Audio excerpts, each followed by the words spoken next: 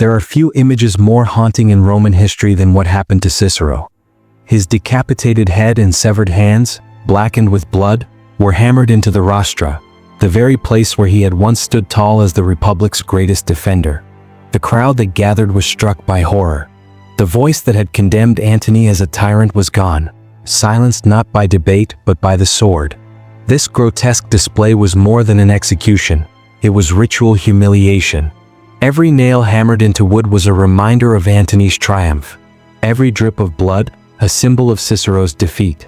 After 2 years of festering rage, Mark Antony had taken his revenge, and he wanted Rome to watch as philosophy and freedom were mutilated along with their champion. So how did Rome's most celebrated intellectual, a man whose words could sway the Senate and move the masses, meet such a gruesome and public end? The story isn't about a single betrayal, but a war of words and wills that pushed one of Rome's most powerful men to his breaking point. This is the story of a humiliation so profound it could only be answered with butchery. This is the story of how Mark Antony waited for over a year to unleash a terrifying and symbolic revenge on his greatest rival.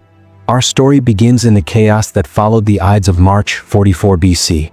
Julius Caesar, the dictator for life, was dead, stabbed 23 times by senators who called themselves the Liberators.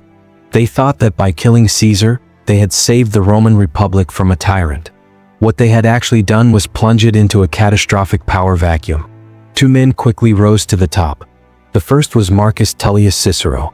Though he wasn't one of the assassins, Cicero was the intellectual heart of the Republican cause, a new man who had climbed the political ladder not through noble birth, but through sheer genius as a lawyer and orator. For him, Caesar's death was a golden opportunity to restore the old republic, free from the grip of military strongmen. The other man was Mark Antony, a charismatic, battle-hardened general who had been Caesar's right-hand man and co-consul. He was a man of action, not philosophy, and he didn't see the liberators as saviors. He saw them as traitors who had murdered his friend. While Cicero had the Senate's respect, Antony had the loyalty of Caesar's soldiers and the love of the Roman people, especially after his masterful, fiery speech at Caesar's funeral turned the public against the assassins, forcing them to flee Rome. For a few tense months, a fragile peace held. Antony surprisingly tried to play nice, even backing a law to abolish the office of dictator forever. It looked as though he and the Senate, led by Cicero, might just find a way to work together. But this was only the calm before the storm. Their worldviews were fundamentally incompatible. Cicero wanted a republic ruled by law and the Senate. Antony, a product of Caesar's tutelage, believed in the power of the individual backed by an army. This uneasy truce was built on total distrust. Antony saw Cicero as a pompous, out-of-touch academic. Cicero saw Antony as an ambitious drunk, a new tyrant just waiting to take Caesar's place. Each man was everything the other despised. It was only a matter of time before one of them made a move. That move came not with a sword, but with the most powerful weapon in Cicero's arsenal, his voice. By the autumn of 44 BC, Cicero had decided that diplomacy was over. He was convinced Antony was grabbing power and twisting Caesar's legacy for his own gain. So, on September 2nd, he stood before the Senate and delivered a speech. It was the first of what would become a series of 14 brutal attacks known as the Philippics. The name itself was a historical slap in the face, a direct reference to the speeches of the great Athenian orator Demosthenes, who had warned against the tyranny of Philip II of Macedon centuries before. By calling his speeches the Philippics, Cicero was casting himself as the defender of liberty and Antony as a foreign despot, an enemy at the gates. And these speeches were a masterclass in character assassination. Cicero didn't just attack Antony's politics, he tore the man himself to shreds. He painted Antony as a degenerate, a public drunk, a womanizer, and a coward. The second Philippic was so vicious that Cicero never actually delivered it in person. He just published it as a pamphlet.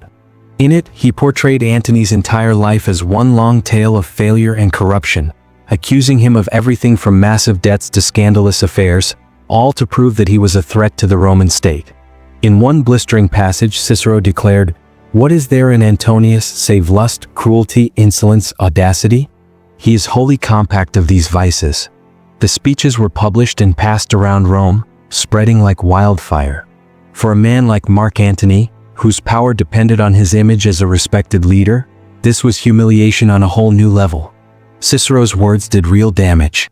They turned the Senate against Antony, successfully branding him an enemy of the state. Public opinion began to sour. Cicero, meanwhile, threw his support behind a new player, Caesar's young, ambitious adopted son Octavian. Cicero figured he could use the boy general to crush Antony, and then simply push him aside. It would prove to be a fatal miscalculation.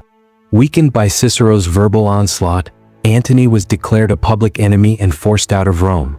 He marched north to take command of a province and its army, but was defeated in battle at Mutina in 43 BC. For a moment, it looked as though Cicero had won. Antony was a fugitive. But the old orator had profoundly underestimated his opponent's resilience, and more importantly, his capacity for hatred. As Antony retreated over the Alps, his humiliation festered. He was just waiting for his moment. And just over a year later, he would get it. The political landscape of Rome was shifting at a dizzying pace. Cicero's plan to use Octavian backfired spectacularly. After the victory at Mutina, the two consuls leading the army were killed, leaving the 19-year-old Octavian in sole command. Feeling disrespected by the Senate, which denied him the honors he demanded, Octavian did the unthinkable.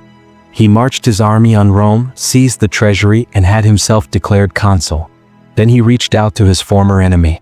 In November of 43 BC, Octavian met with Mark Antony and another of Caesar's generals, Lepidus.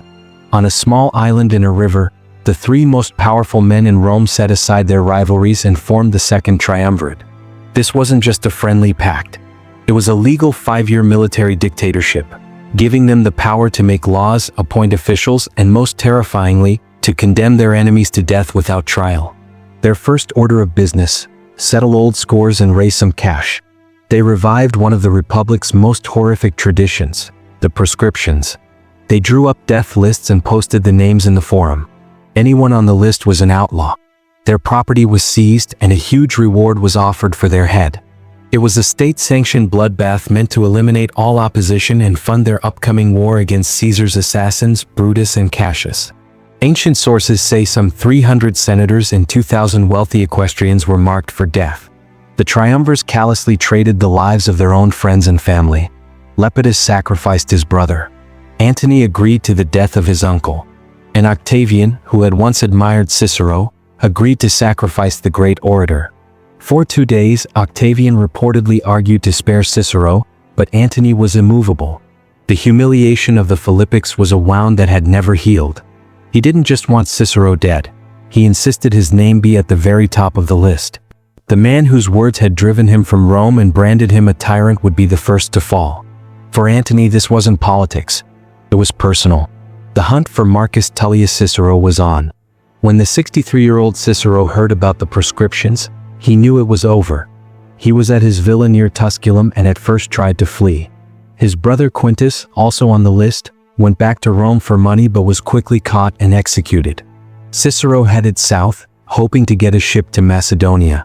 But his escape was full of indecision and despair. He was tired of running. According to the historian Plutarch, he was heard lamenting his fate, saying, "I will die in the country which I have often saved." He briefly boarded a ship, but rough seas made him sick, and he came ashore at his coastal villa in Formii, seemingly resigned to what was coming. It didn't take long for the assassins to find him. The death squad was led by a centurion named Herennius and a military tribune named Popilius, a man Cicero had once successfully defended in court against a murder charge. Cicero's loyal servants wanted to fight, but he forbade it. Hearing the soldiers approach, he ordered his litter to be set down. The final moments are recorded by several historians. Cicero, frail and exhausted, leaned his head out of the litter and stroked his chin, offering his neck to his killers.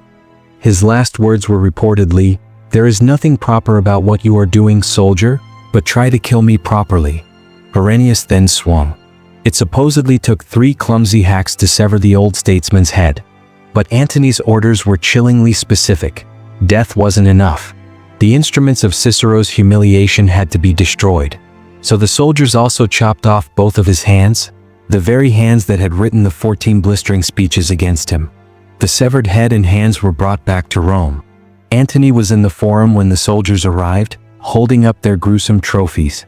The historian Appian says Antony was overjoyed, laughing, and rewarding the assassins generously. Then came the final symbolic act of vengeance.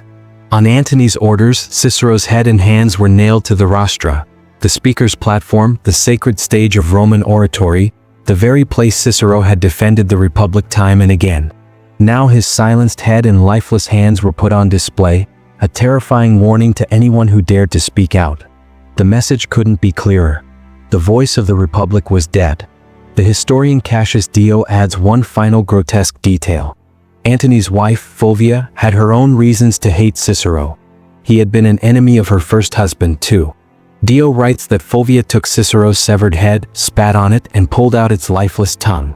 Then she took the pins from her hair and stabbed it over and over again. A final spiteful victory over the man whose greatest weapon had been his words. The story of Cicero and Antony is a powerful reminder of how personal feuds can change the course of history. The clash between the ultimate statesman and the ultimate soldier ended in a brutal display that signaled the death of free speech in Rome. So Mark Antony got his revenge. He silenced his sharpest critic in the most public and humiliating way imaginable, by putting Cicero's head and hands on the Rostra. He wasn't just killing a man, he was killing an idea.